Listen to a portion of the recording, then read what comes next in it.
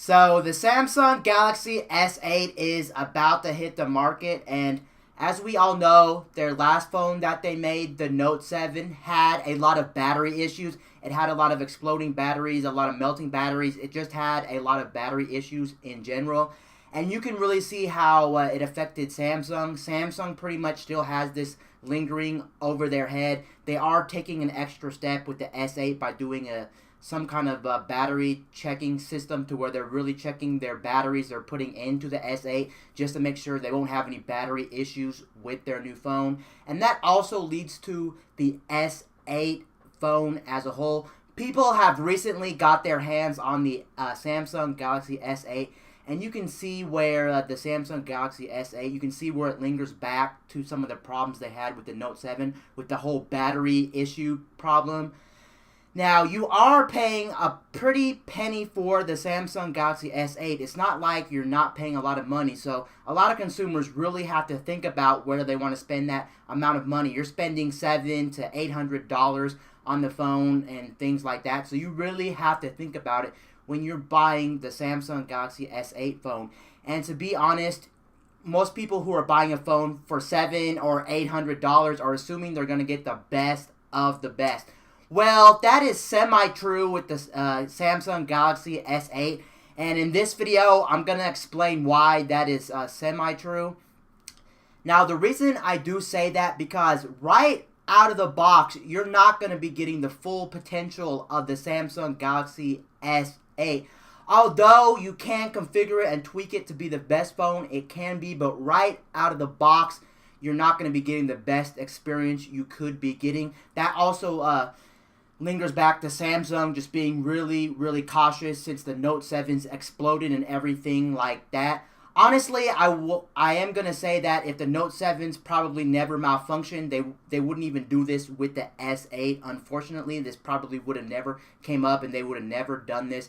Now, let me explain what I'm actually talking about. Now, what I'm actually talking about is specifically the performance of the phone and the screen resolution. When you actually go to your brightness in your quick settings and you crank the brightness up, you will get a warning when you hit a danger zone, and the danger zone pretty much stops you from going all the way. It brings up a message on your phone that says, warning, you are hitting maximum capacity. Would you like to bump up the resolution another 10%, and would you like to bump up the resolution of the phone? Because right out of the box, you're not actually getting the full WQHD Plus display right out of the box. It is set to a FHD Plus, a little bit over 1080p or full HD. That is how it's set out of the box. So it is higher than 1080p, a little bit over that out of the box. So you do have to enable that out of the box. When you get it, you will have to raise the resolution if you want to have the full resolution that the phone is capable of.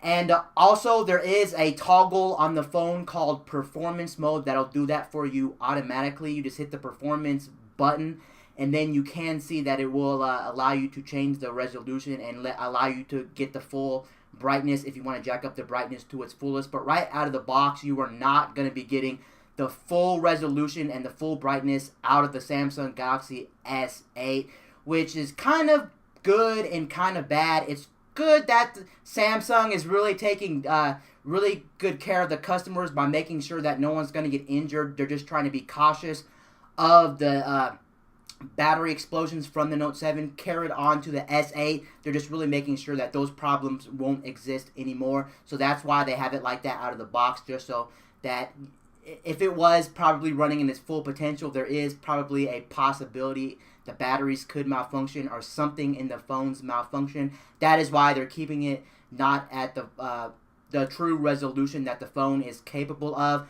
But then again, you shouldn't have to worry that a phone is even going to malfunction when you get the phone. So they definitely know that there's still a slight chance that their phones may accidentally malfunction and mess up and things like that. That's how you know they really still have this whole Note 7 fiasco really like over their head. They're still really thinking about it. Like I said before, if they really never had a Note 7 issue in the first place, this would never be an issue. I guarantee you, when you get the S8 out of the box, if the Note 7 never had an issue, most likely it would have been at the maximum screen resolution. You can use the full brightness of the phone and things like that. So I guess in Samsung's defense, it is good. They're taking care of the customers. They're really trying to protect us, and they don't want us getting injured when using the S8. But then again, if the phone is really made to the best of its ability, there shouldn't be no malfunctionings with the phone, and it should come out of the box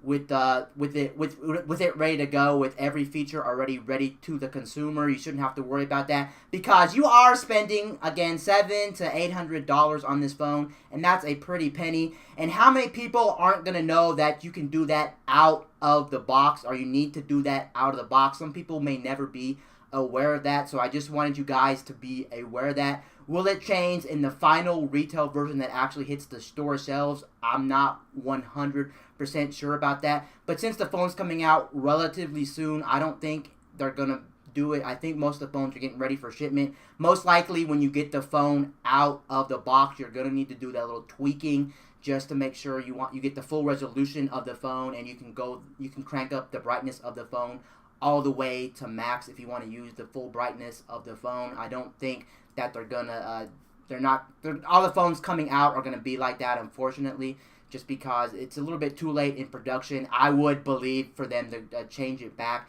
and out of the box you would get the full experience. I don't think so at this time.